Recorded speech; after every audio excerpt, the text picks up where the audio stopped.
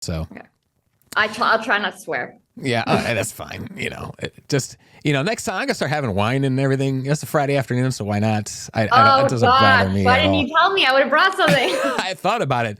All right, the next time we do it, we will. Yes. So, all right. So I'll just introduce. I don't have a super fancy introduction, but hey, Jason here. This is the second podcast. I'm with, you want me to go Cassandra or Cassie? Cassie. Good. I think it should be. And Okay. it's not Kathy, it's Cassie. With 2 S's as in Sam's.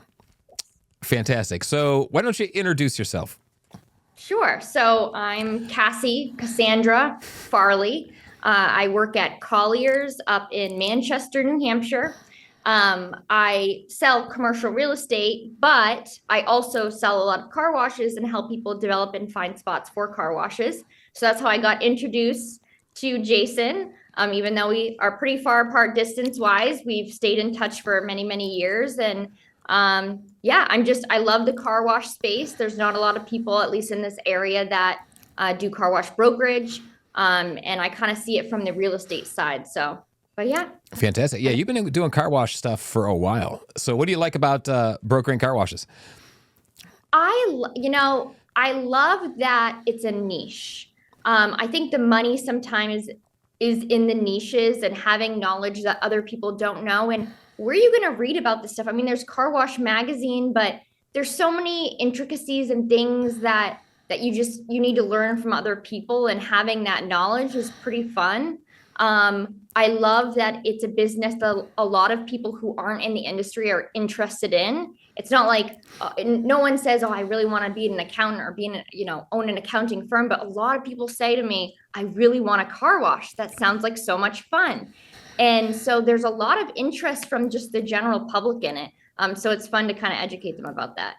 Awesome. So let's start out with some questions. And if you have some things you want to talk about, we can definitely do that as well.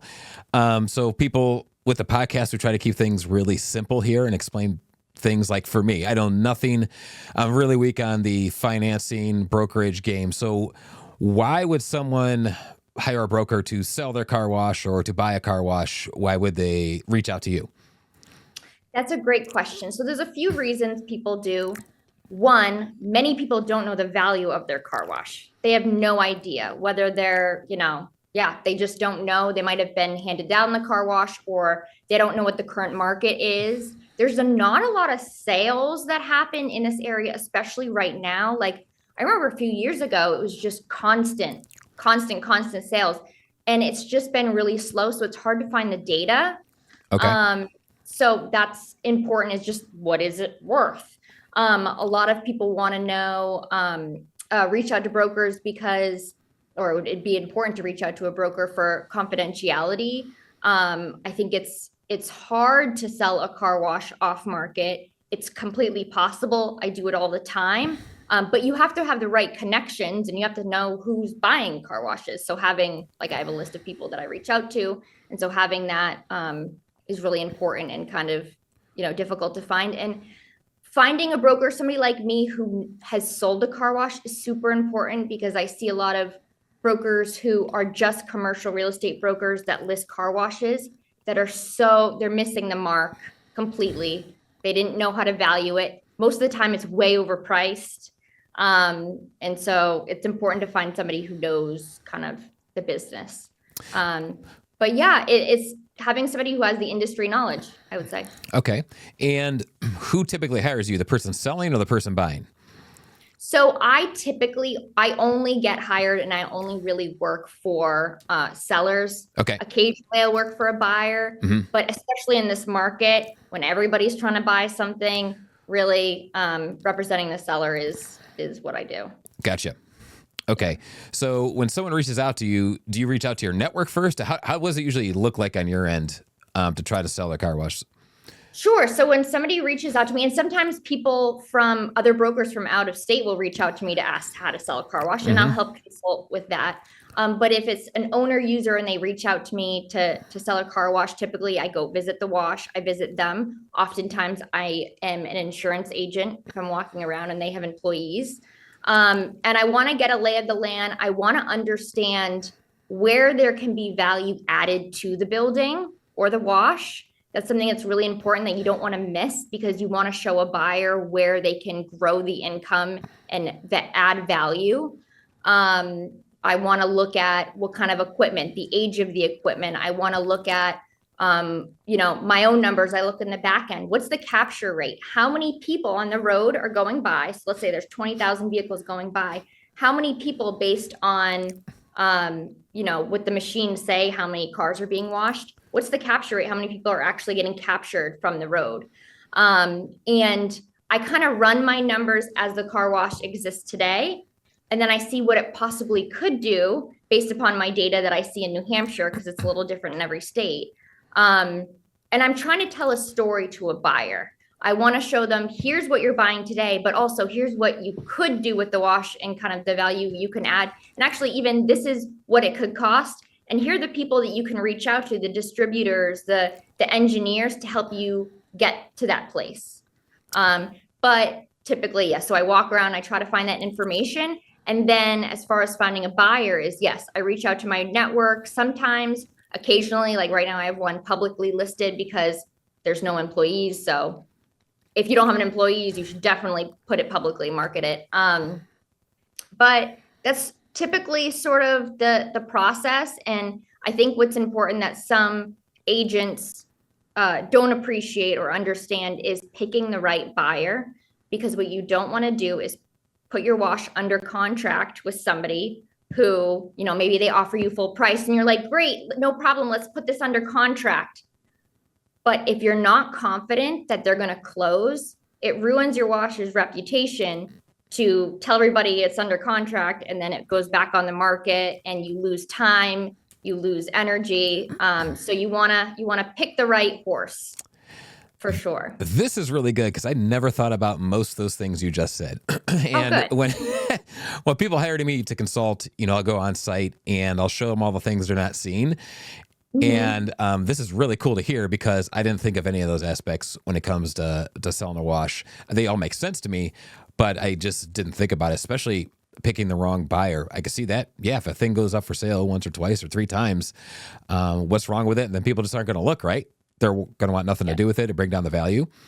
Yeah. Okay. Yep. That's really good information. What do you see what's trending right now? So like, let's say 2 years ago, this place was just on fire. Everybody was trying to sell. Things were probably at their peak. Would you say like a year ago or 18 months ago?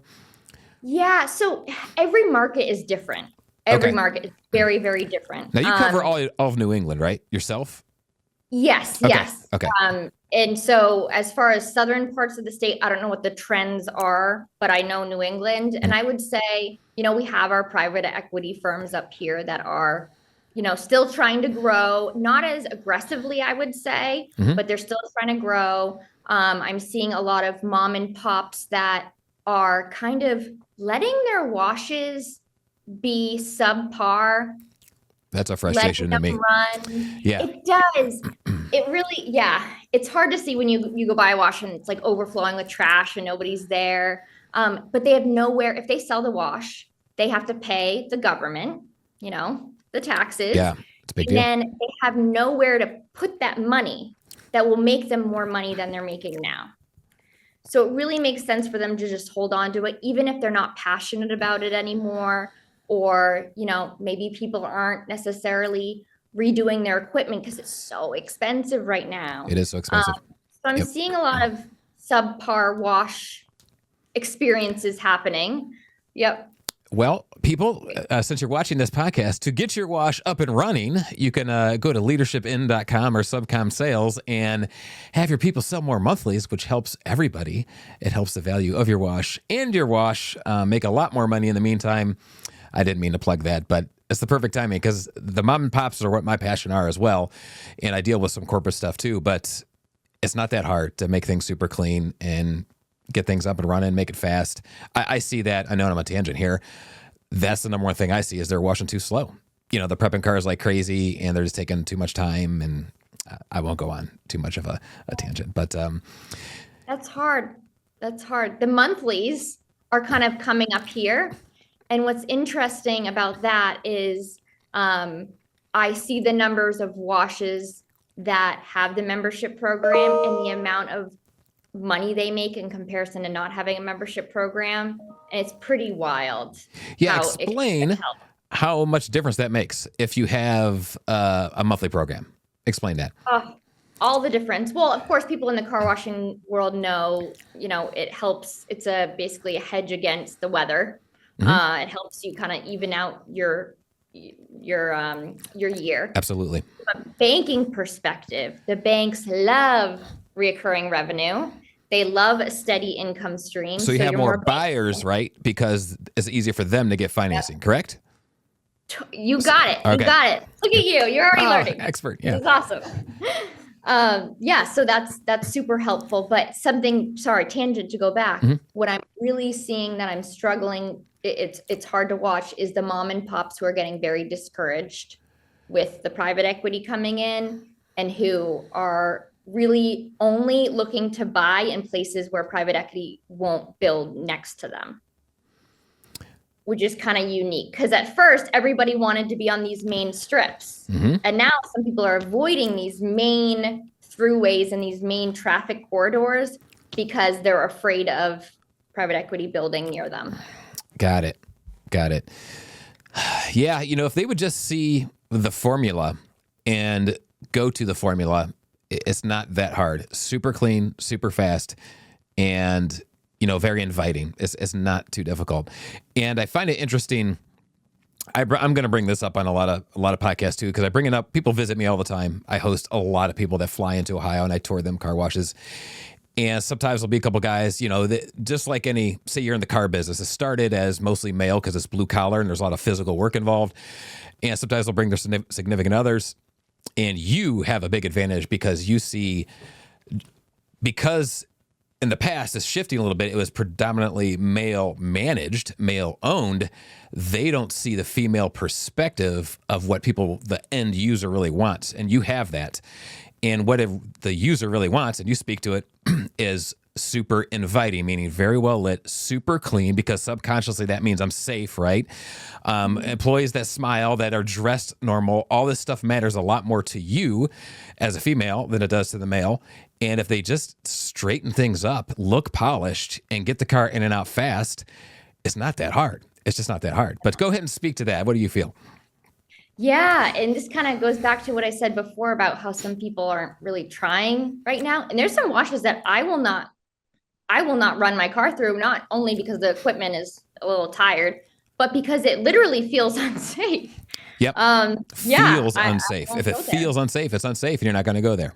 Yeah. That makes a lot of sense. Totally. Okay. So, what should people look for in a broker when they're looking for brokers? What should they look for? That's a great question. Obviously experience, but it's a double-edged sword because a lot of experienced brokers don't have the time to dedicate that they should. So it's like this weird middle ground where you want to find somebody young and hungry, but also experienced. It's like a oxymoron. So I think that's really important. And if you know somebody who's a great commercial broker, but they're not experienced in the car wash world, have them partner up with another business broker that is, maybe that's local or not local. I think that would be a fair request to have. And if you want to use a broker that is not super, knows the car wash game, definitely get an appraisal. So you have a gut check on the value. Now, there's something about appraisals I kind of want to bring up. Sure, definitely. So it's not controversial, but it's just something to know. So when you're looking at washes to purchase and somebody gets an appraisal, I would look twice at that appraisal because appraisals in the real estate world, if you're getting your house appraised, it's going to be pretty accurate with the information because really they're just looking at physical attributes that your house has. Does it have 3 bedrooms? Does it have 4 bedrooms? That's you can't fudge that. And there's a lot more in the market, right, to compare to. Yeah, exactly. Yeah. Exactly. With appraisals, the appraisal is only as good as the information that the owner gives the appraiser. So if the owner wants to not include some things in there, it makes the appraisal look a lot more owner friendly. So I've seen some appraisals where I'm like, how? And then I look at the numbers and I'm like, oh, and you'd think that an appraiser would double check the numbers and maybe say, hey, why don't you have snow plowing in here? You should put, there should be a number for snow plowing if you're in an area that snows. Mm-hmm. And they don't ask. They just, Got it. And that's what a good broker is going to catch or try to catch most of the time. Exactly. Gotcha. Exactly. Now, you brought up something and I already tangented off. I had an idea. I have my notebook. I should start writing it down. So what's the typical for both a tunnel right now as well as, so compare a tunnel with monthlies, without monthlies, and then let's talk about in-bays a bit. So what are some of the going rates? We're recording this at the very end of 2024. What are some of the going rates right now for tunnels with monthlies or without monthlies? For sale or income? Yeah, for sale.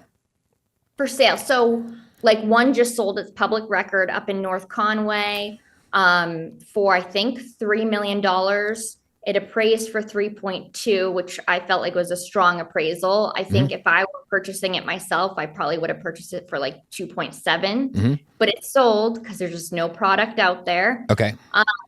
So I have one for sale right now under $1 million. It's the first wash that will probably sell under $1 million in New Hampshire, maybe Northern Mass in a couple of years. Okay. So they're going to go over $1 million even here, which is weird because that's not the case in your neck of the woods, is it? It just depends. For tunnels, no. But it's really, wait till you visit. You're going to see. It's really weird to describe this area. We have 10 tunnels and like a half dozen in-bays in a 5-mile radius. It is absolutely bananas. And, a new tunnel just got built. It was probably a $7 to $12 million build right across the street. Like it has a tunnel a half mile from it, a nice in-bay a half mile from it. It's just insane. It's insane where I'm at. So what are they going to with like compared to EBITDA right now in your area? It's between, it comes and goes, but it's usually between an 8 and a 12 multiple. So it's still 8 to 12. Yeah. Okay. Yeah. It really hasn't, with the interest rates going up, I'm not seeing the pricing going down in the way that it should, but that's happening in every other aspect of commercial. So yeah. Okay. Gotcha. That's really interesting to know. That's pretty wild.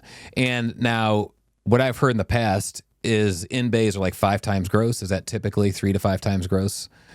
Or are they going for the in-bays? 8, What's 8.5, 9. Really? Okay. Gotcha. So when you hear something going for $1 million, that's a tunnel that's going for $1 million? No, I'm so sorry. Okay. That's an in-bay. Okay. Got it. Yeah. Got it. Yeah. My apologies. Okay. Yeah. Yeah, that's strong. Yeah. We see in-bays. I just saw a tunnel on one of the forums. Insane. I've looked it up. I've looked at it. It went up. It was on one of the forums like a year and a half, 2 years ago. I just don't have any colleagues in that exact area, but it was $300,000 for a tunnel in Midwest. Traffic count was like 10, 12,000, which is the perfect in-bay to tunnel conversion to throw a petted in it. And you could do 40,000 cars out there all day long. For after rehabbing it, you might have a total investment of $600,000-700,000. But, when you can gross 400,000 plus a year with no employees, that's a pretty strong buy. But there's nothing like that going on in the New England area. No, not a lot of conversions.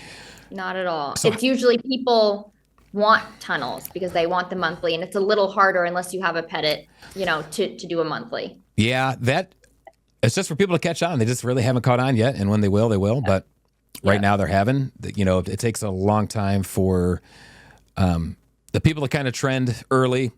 It takes a while, then everything slopes up when it's ready. So, okay, so what else? Let's see here.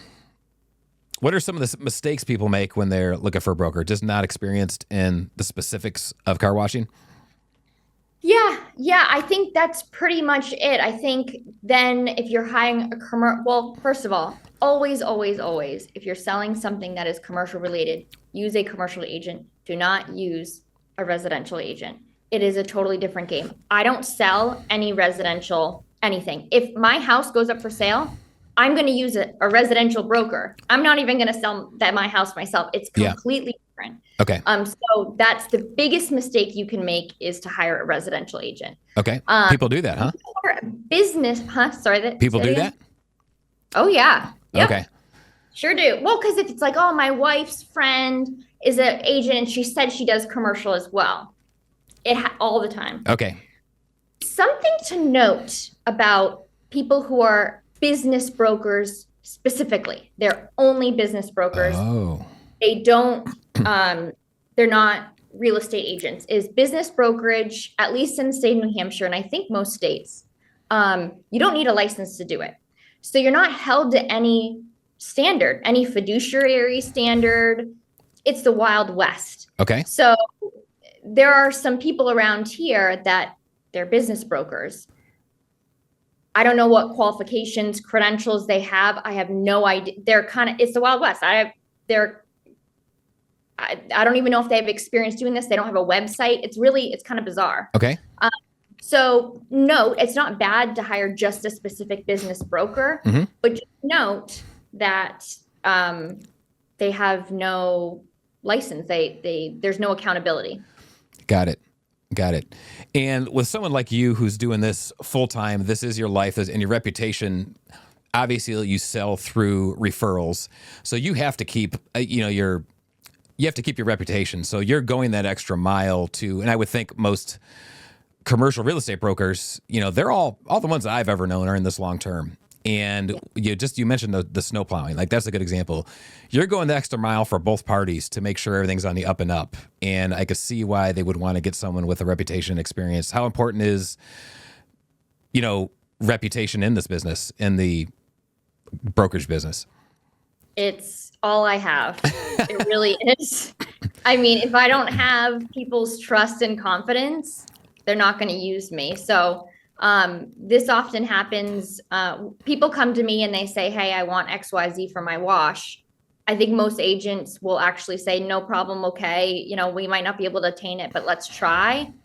I do not take listings unless I have a level of confidence that I can sell them. It's a waste of my time. It's a waste of their time. I think it devalues their wash if they're putting it on the market, probably for the next 5-10 years, if they price it incorrectly.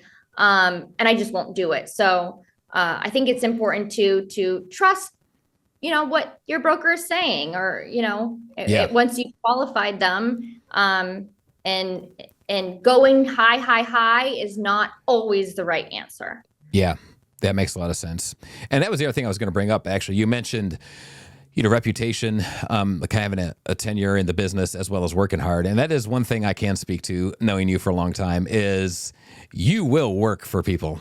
You will go and you will work your butt off to make sure you will just do anything and everything that you're supposed to be doing. And that's one thing I appreciate. I just know you work really hard for your clients. And that's I wish more people did that. And I just wish more people would get their wash going. Again, it's not simple.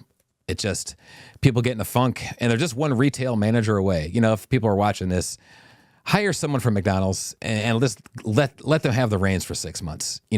Someone knows nothing about car washing but knows retail. Hire someone from there and just walk away and let them take control. After you build a little bit of a trust for them, you're not a whack job. Let someone from retail take control and clean the place up. So I can't imagine the frustration when it could be worth something.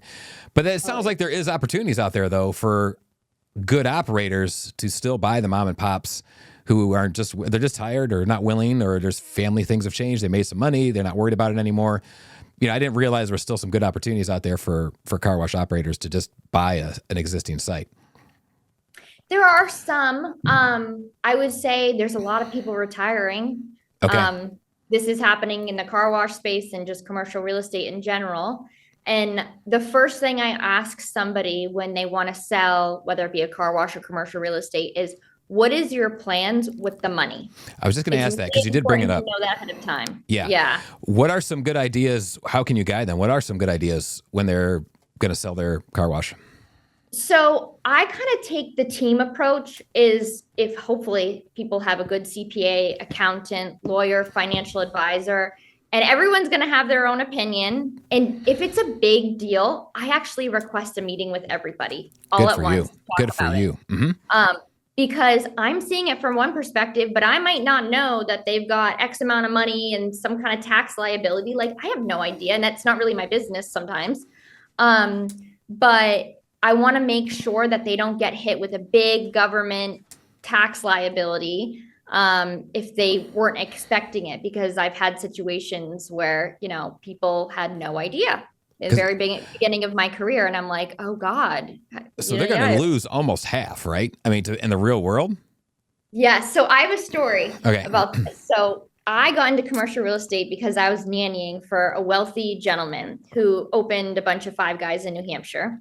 And he sold a business. And I remember one day he had a check in a frame, and the check was multi-millions of dollars. And I was like, oh my gosh, this is amazing. Like, this is what I want to do when I grow up. And he goes, oh, but this is what I actually got to keep. I was like, I'm not going into business. That's not for me. I thought that was insane. You mean they didn't teach you that every class in college? No. Why not? That's what I want to know. I'm getting animated now. Why didn't they show you this in college? Don't they teach these things? Right? Yeah. Yeah. Broke my heart. Yeah. My heart. So they lose just about half. I'm not exaggerating there, right? Typically on a big deal, if they don't have a plan. Yep. Okay. So that's important. That's a really good tip. If anybody's watching this, I mean, this is good, because that tip alone to get everybody in one room can save people extraordinary amounts of money just by watching this 1 hour podcast. So that's true. Financial advisor, your attorneys, I would say family planning as well, because there might be loopholes with your kids or relatives, or who knows the loopholes, because every state's different, right? Every municipality is different. That's a really good idea. And just the fact that you're watching out for them after you learn that that's good to know. Is there some common things people are doing, or is it all over the place? There's all sorts of fun things you could do. So you could take the money, right, and pay the taxes.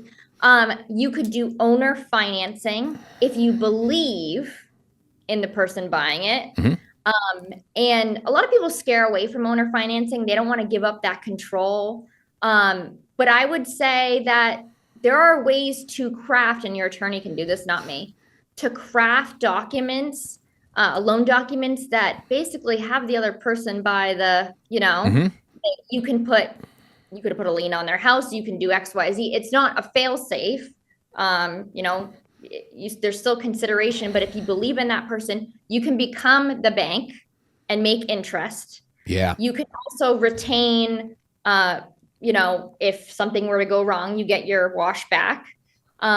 You could potentially, then you defer your gains over time. So instead of paying one tax bill in 1 year, which is crazy, you can spread it out 5, 10, 15 years, and you get your money back over time.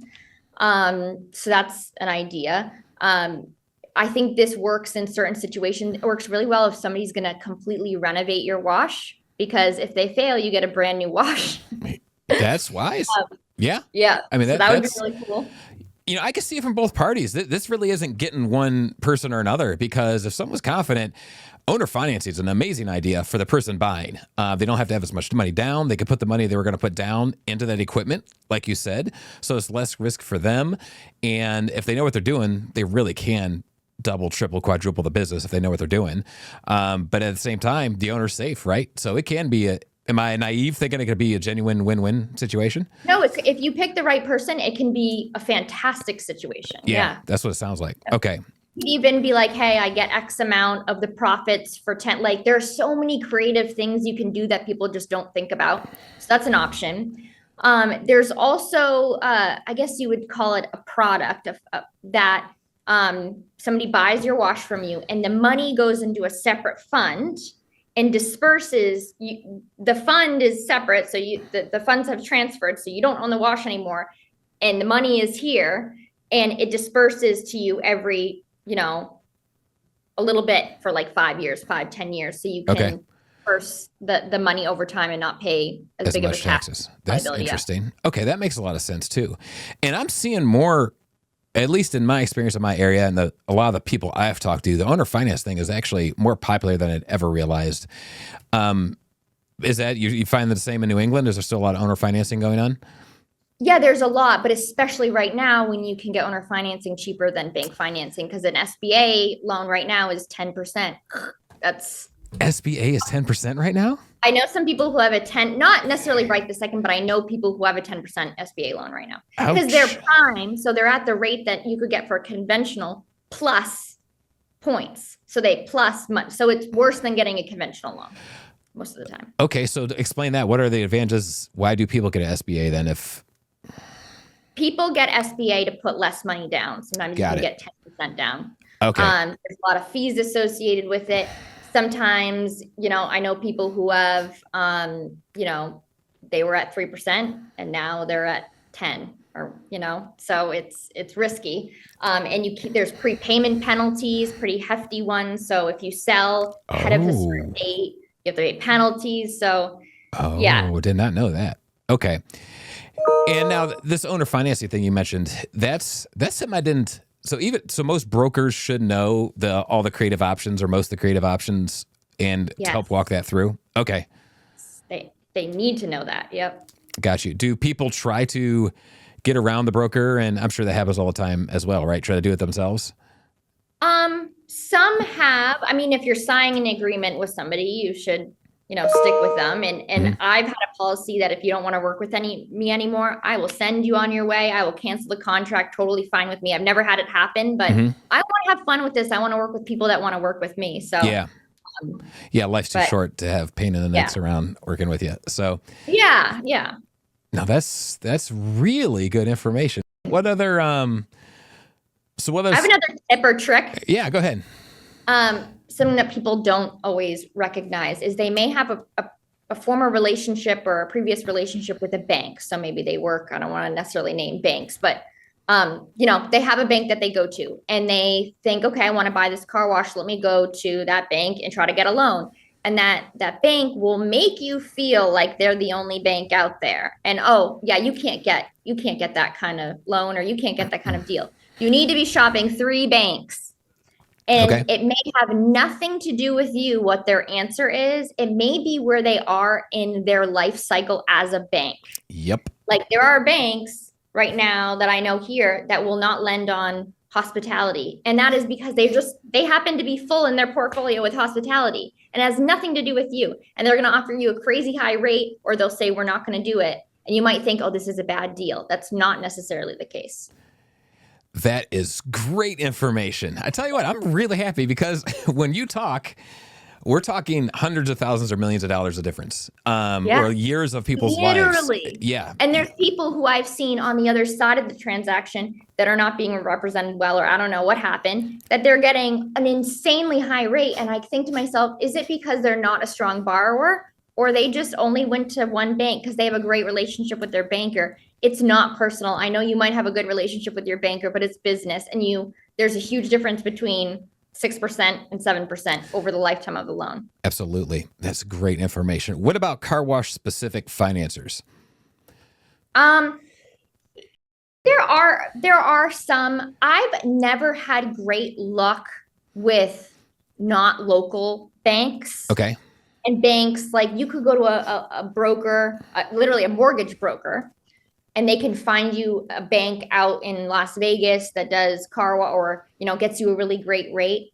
It's never, in my experience, it's never been a smooth process. Okay. I've always had luck with local banks. Okay. All right. Yeah, that makes sense. What I've experienced so far regarding that is some more aggressive younger people want to build their car wash portfolio quicker, and that's where the car wash financiers come into play. They seem to do a really good job with that. So yeah, they know the terms and the rate's going to be a little higher, but they have that flexibility because they lease out the equipment technically, and so they can build 2, 3, 4 washes the next couple of years or more, and the local people may not be willing to do that. It just depends on their acumen to where the confidence level is, but that's what I've noticed in my experience with it. But yeah, that's good information.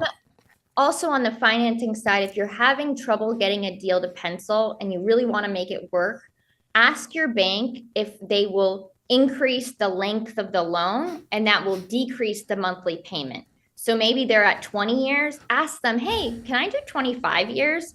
And that will really affect your payment. And some banks will do that. I would also ask them, is it fixed? Is it a fixed rate? Or if you have some sort of, if it's a startup or you're trying to redo the equipment and you need some time to do that, ask them if they'll do interest only for a period of time. And most will do that. Got it. Okay. Got it. There was another question I was going to ask you. Oh, do people ever ask when they go to buy like ROI? Like if I want to pay this off in 5 years, like do you get that question? I get that a lot for equipment, and it's a moving target because it depends on the talent of the operator. But for buying a wash, do they want to be able to, if they ran it right, pay for it in 5 years? Or do you get that question at all? No, I never get that. I get mainly the question about cap rate or EBITDA. Okay. And what I've been learning in my career in commercial real estate is that there's so many ways to look at how you're going to get your money back or what the return is. There's cap rate, there's IRR, there's ROI. Can you explain a few of those for dummies? Oh my God, I could go on and on. Yeah, so give us some simple explanations of cap rate and a few things you mentioned. A capitalization rate is a way for somebody to look at multiple of similar investments and compare them with one another. Okay. That's really what it is. And you're looking at the purchase price based against the NOI, the net operating income. And that could range, cap rates are usually between 5 and 12%. Okay. And they fluctuate. So if you're not in commercial real estate, it doesn't, or you're not looking at these things often, it doesn't really, it's only a way to compare deals. It doesn't give you a great idea as to what you're going to make in the future, especially if you're not buying in cash. Because a lot of these methods of looking at how a deal is going to look for you don't include financing. Like EBITDA has nothing to do with financing. So it's really complex. And when we do the big, big, big deals, we look at every single type of way to analyze a deal. Because you just look at one, you're missing something. So for example, I'll give you an example. I know somebody who bought a strip mall at a great cap rate. So if you looked at it, you're like, that looks competitive, great, like have a nice day. So they bought it. Yeah, but the main tenant's lease was up in a year. Ooh. So immediately you lose value. Immediately your cap rate looks like crap. So you're not looking at the investment over a period of time. You're looking at a snapshot in time. So you have to look at all of these different ways. Yeah, that's good information. Well, now is that one reason people have just that car washes has exploded recently because their cap rate was much higher than other businesses? That's a really good question. And yes, it used to be, businesses always do a little bit better on a return basis because they're a little more work. Okay. So you generally get a little bit more money back. But yeah, and I would say there's not a lot on the market. There's just not. And it's really sad, especially for people who I think are retiring and they need to do a 1031. The options are stinky. Got it.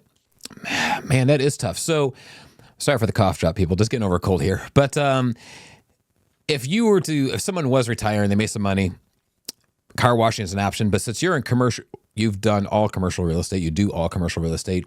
What are some options? I would think, I'm a car wash guy. It's hard for me to see anything better than car washing because the cash flow. That's what I like to see. We were right before we hit record, we were talking about what's better than mailbox money. It's not exactly mailbox money, for sure. There's more to it. But if you're good at what you do, it's recurring income, right? Especially if you have monthlies. So what other options are out there for people? So previously there were amazing options. There's self-storage. A lot of people like self-storage because that's a little bit in between. There's strip malls. There's triple net lease investments, which is basically, hey, you buy a Starbucks piece of land and they send you a check every month and they have a lease for a period of time. The problem is what is available typically on the market right now if you put debt on it, if you buy it using debt, if you buy it with a bank loan, sometimes it will literally negatively cash flow. Okay. So you'll see, for example, if you see a Starbucks right now for sale, and this would be a triple net lease investment, which is basically the land, you're buying the dirt, and there's a lease on the dirt for 20 years. Okay. You're buying the value of the lease. Wow. Okay. Not the land. I'm sorry if I'm getting too granular here. No. I want to hear. Yeah. If you see them on the market right now, you're looking at them and they're probably going to be a 5 cap. And that may not mean much to you, but let's say, I'll let you know that a 5 cap, if you literally put bank financing on it, you will be losing money after the tenant pays you every month. Wow. And those are only being bought really by REITs or 1031 investors. So long story short, if you're a car wash owner and you're like, I'm done, I want to get out of this and I want a 1031, your options are pretty limited unless you're okay with kind of a not as good return. But some people, they need to be done. They're just done. They want less of a headache. Yeah. Boy, you got me thinking of a whole new strategy of how to help the mom and pops. Like, how do we need to start our own company just to help these mom and pops and like, hey, give us a percentage of the business and we're going to turn this place around. Here's what the investment's going to be and whatever party. And, walk away. Your investment is now internal almost. I don't know if that makes sense. And yeah, it would be interesting to partner with somebody locally, like a young kid or whatever, and set them up with a deal where they're running the car wash. You or I are teaching them how to run the car wash, giving them basically consulting. Yeah. And we don't put in any money into it. They don't put in any money into it. And we're all profit sharing. Yeah, exactly. I mean, that's the way to do it. And it would be safer because the owner, really, it'd be a low risk for them because they would still own everything. It would just be changing the profit. So the only risk is instead of them getting 100% of the profit, now they're going to get 20% or 15 or 50, whatever it is. However, they're keeping everything. So it's real low risk. They're going to make less money up front. But the reality is I'm confident enough most of these places, it's going to take a little bit of investment, but you could turn it around and they'll probably make just as much. Even if they're making a much less percentage, they're probably going to make just as much money. Or even if they don't, they're probably happy, like you said, because of investment. They hold their investment. It's still in their name. Real low risk. I don't know. I'm just thinking out loud. And I know nothing about that part of it. The hard part, though, with owner financing is there are instances where it's really not a good idea. I'll give you an example. If you don't have a piece of land or building that's very valuable, and the value of your business is really in the cash flow, let's say that person fails, you got to run that car wash again until it gets up to that dollar amount. But if you have a piece of land that's really valuable, the car wash is kind of spitting off some money. That's where it makes more sense. Yeah, that does make a lot of sense. Man, this is really good. I'm really glad we're talking with you because there's so much stuff I didn't know about this aspect of it. This is a really good conversation. What other tips? Do you have any other tips or tricks or things to watch out for? Or? Oh my gosh, so many. Well, I want to ask you a question. Sure.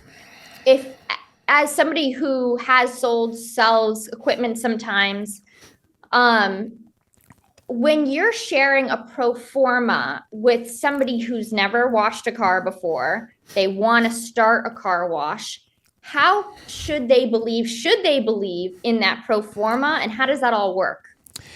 Here's what I do. Okay.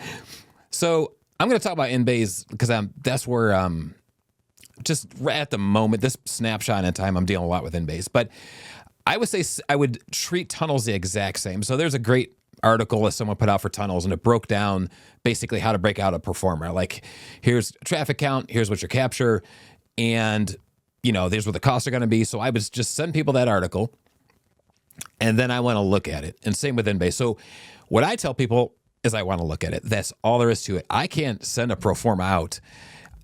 Let's get a Zoom call together. I want to see the property. Because just like you, this is really interesting. Just like you can't just throw this on a spreadsheet. This is not reality.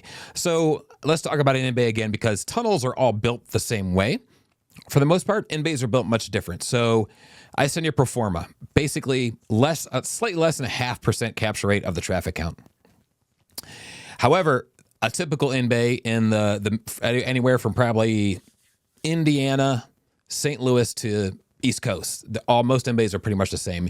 You can pull into an in bay, you can stack a car or two. In other words, you could put a car or two behind at that pay station, then you're in the road. You're going to capture 0.5% of the traffic count.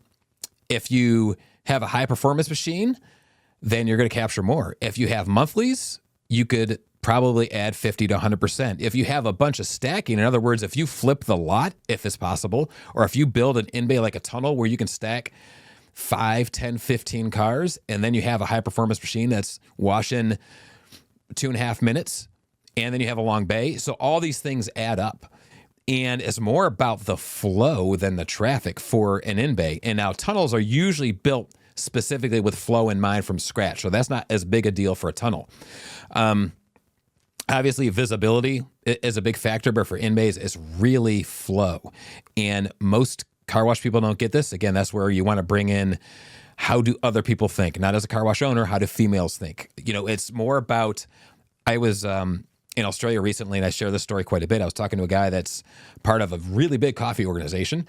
And, you know, Starbucks has had a handle on the market.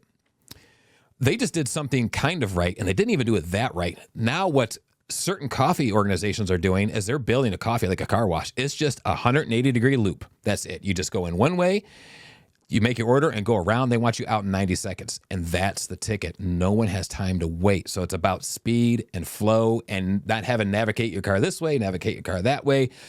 Very simple and clean. So I say all that to say, you have to look at the location. I know of and just give one more example. I know of a car wash that has a really good machine in it. I'm going to compare a few years back. That has a traffic count of 7,200, but one small plot of land away that's just grass, so it's pretty much on a corner, has 83. So you have a 7,700 car traffic count, an 8,300 car traffic count. It washed 18,000 cars. Same piece of equipment, set up exactly same menu, same owner. 2 miles down the road, wasn't even shopping traffic. 7,200 car traffic count, washed 33,000 cars out of a single bay. So half the traffic count, washed twice the cars. Wow. And that's where you just kind of have to look at it. So to answer your question, I don't have an answer. I have to put eyes on it. And it's probably the same as you go into a location. You have to have an expert look at it. Yeah. And then you have to have an expert tell you, this is what you need to change, and this is what you need to do with this location. Or it's going to be tough to, here's probably the most you're going to get out of this location. You could change a few things, but let's look at another location. And on saying that, when I evaluate sites, and this is for, whether there's equipment or buying, is I'd rather have, because land's getting so expensive, that example I just used. So it's pretty much an A site to A plus site, and a C site or B minus or C plus site was washing twice the cars. So there's deals out there that you don't have to have the A plus site. And these tunnel guys and the private equity did have to have the A plus site because the investment was so high. Mm-hmm. But you can invest a lot less on a BC site and make really good income and make just as much as the big guys if you know what you're doing. Now, that's when it comes to tunnels. So when I'm talking about in-bay owners, it's more about the strategy, how to make the lot right. When it comes to tunnel owners, it's about the talent. And that's what I tell people. If you're looking to get an in-bays, more of investment. When you're looking to get into tunnels, you have to have retail talent, because the talent is the big equalizer for a tunnel. If you have a killer manager, I'd rather find a B minus site and knock out 200 cars, because that's what I did. I was at a C minus or D site. We had a 0 car traffic count, took it from 60 to almost 250,000 cars. And that was a good deal, right? Because most people think it's not worth anything. The wash was built in the 60s. No one cared about the equipment, but that's where talent comes along. So that's a long answer, but that's kind of what I got. That's super helpful. And I couldn't agree more. I think there's some sleeper sites out there for sure. Yeah. And the pro forma, so I use it as a guide, but it's really, you have to see a site. Do you run into the same thing, or how do you walk people through pro formas? Or do you even use pro formas at all? Absolutely. I will create my own pro forma. If somebody sends me a P&L, a tax return, I create my own, because people put in there, their personal cell phone stuff that really has nothing to do with a buyer or seller. So absolutely creating my own, and I create how the wash exists today and then what I think it could potentially do in the future. What are some of the things you look at then for playing around with your pro forma? Capture rates. Okay. Looking at pricing of other washes within a certain radius. The types of washes, just because you have a gas station wash across the street doesn't mean that it's really all that big of a competition. Exactly. Yep. So that's really important. I look at, what else do I look at? I look at demographics. What kind of traffic is going by? Is it commuter traffic? Are you next to a shopping center? That would be more valuable than a commuter traffic route. Car counts are the most important thing. Yeah. How many cars are going by in comparison to how much competition you have. Yeah. Gotcha. Have you seen, I have a few colleagues that have had a higher average in a lower income area. Now, we're in the Rust Belt. So for us, it makes a lot of sense. In New England, I don't know if it does, but have you seen some of that? Yeah, I don't. Okay. What's that all about? So I think there's a couple reasons for it, and other people might have put your comments below. But I think part of it is people take great pride in the car. If you're lower income, you're probably renting. So this is the most important purchase you have. So you take great pride in it. And I grew up in a really low income. If you really take care of stuff because you don't have another option. So people that only have a few things take really good care of those few things they have. So it's a great deal of pride. And I've also noticed, I've had another couple of managers say when they're in the really high end areas, those are the worst people to deal with, especially for tunnels. They'll say, "Oh, you scratched my car."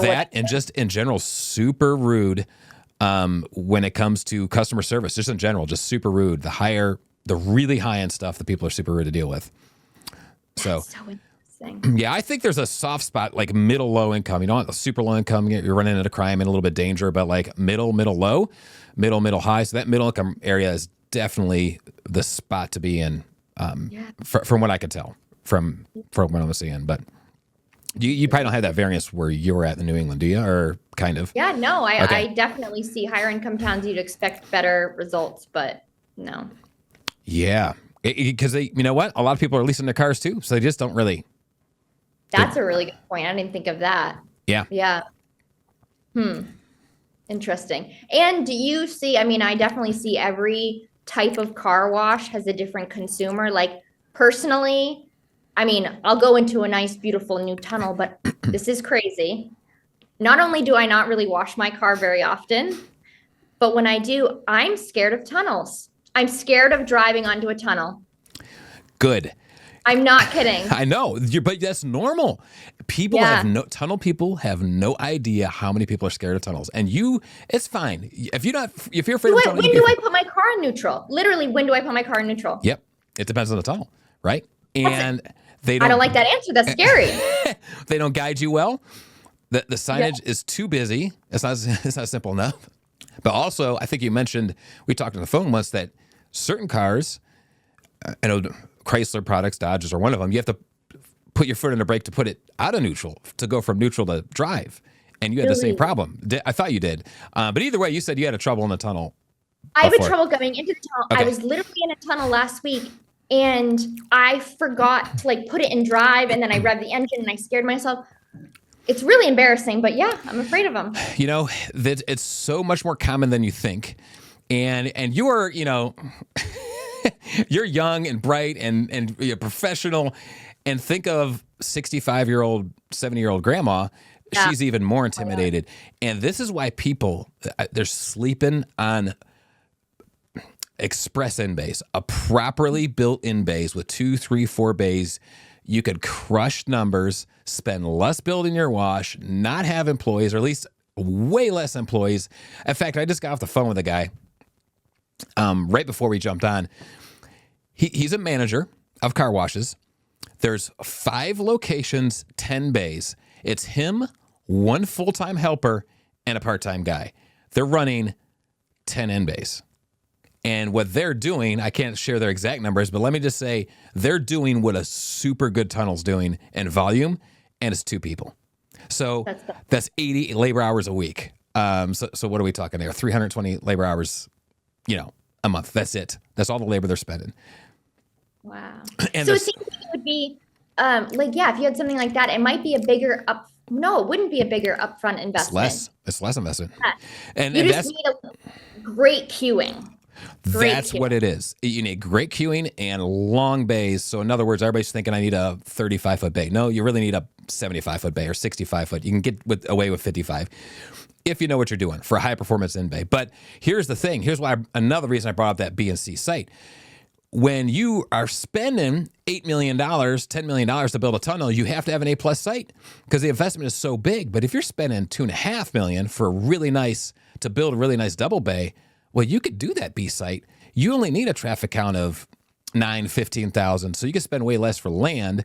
So yeah, you won't be punching out 150,000 cars, but with half the investment, you could punch out 70,000 cars, or more, or anywhere between 40 to 90,000 cars a year with a double bay, a really good high performance double bay. If your queuing's right, much less investment, and then you just go do it somewhere else. Or the tunnel to in bay conversion. Again, if you buy an old tunnel at a C site cheap, you could convert it and still knock 40,000 cars plus out a year. But you got to know what they're doing with equipment. But you can do it. I see it all the time out here.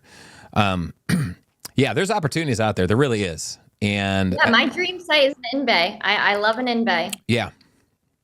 High performance in-bay is definitely, they're still sleeping on it. Give it 3 or 4 years from now, we'll be talking about this, and that'll be the next big thing everybody's talking about. It's going to take time, but people will see it. Because the tunnel guys, again, is talent. When you think of life in general, so whether it's running Chipotle, a real estate broker like yourself, from 10, 15 years ago to now, is the talent pool, is there more talent out there or less talent? Less, yeah. And in every aspect, right? In every aspect of life, there's less talent. So investing in talent-dependent businesses, yes, you could do it, and you should do it. However, there's a good bet for letting the machines, make your money. If you get your queuing right. But easy for us to say, till they take us over and try to kill us all. But yeah, exactly. This is good. This is you put out some crazy good information. Any other quick notes before we go? Gosh, I think I talked to everything. My mouth is dry. All right. This is crazy useful. Cassie and I were talking before we started the podcast. I might start doing wine or whiskey, not just to be trendy, just because I typically record on a Friday, and why not, whether it's 10 in the morning. Have people their favorite drink. Everyone has their own thing. I would have done a Belvedere on the rocks. A Belvedere? Straight. Yep. Okay, so what is a Belvedere? Okay, it's a type of vodka, and I did a blind tasting. I did Grey Goose, Tito's, Belvedere. Okay. And had no idea. And of course, I picked the most expensive one, and there was a big difference. That's good to know. I've never even heard of Belvedere. Is that like an East Coast thing or no? I didn't think so. Okay. I didn't think so. Yeah, gotta try it. Well, I'm gonna try to start getting keto. So vodka is like the only thing you could drink on keto. Yeah, I tell people I'm on a cleanse. That's right. Yeah. Cassie, why are you having your Belvedere 11 in the morning? Trust me. I'm just doing a cleanse. Kidding. She's very responsible. She's not going to come lit to your car wash. But no, I'm really glad you brought up being scared of tunnels. Tunnel guys, you just have no idea. It's a much, much bigger percentage than you think. My mom, I tell this story too. She goes to a tunnel only because she absolutely has to. If there was a good in-bay option, she would never go to a tunnel again. But she wants her car cleaned before church, so she goes to a tunnel, but it terrifies her. She hates it every single time. And I feel embarrassed. I'm embarrassed because there's people who are prepping my car, and I'm smart. I'm not a dumb person, and I just can't figure it out. Yeah, I totally get it. And this is the other tip. I'll probably say this just about every top podcast is listen to females, listen to women. Call your sisters, girlfriends, your wives, and your moms. Run your menu by them. Run how your wash is, and listen to them intently. All your female customers, listen to them, because most of us guys is off our radar how they're thinking and feeling. And like what you're saying, if you have a really good loader, they should do everything they can to make that comfortable for you, even when you're doing it every day, all day long. It's not an easy thing to do, but they should be doing it. But yeah, that's great information. So, all right, car wash broker, I think this is really good. And this seems to be the favorite thing you do in your brokerage Yes. Okay. Absolutely. I mean, I sell all sorts of things, but I've got a special place in my heart for car washes. Fantastic. Awesome. Well, Cassie, I appreciate your time. Yeah. And we will Happy talk Friday. very soon. Yeah, happy Friday to you. I'm going to turn the recording off here and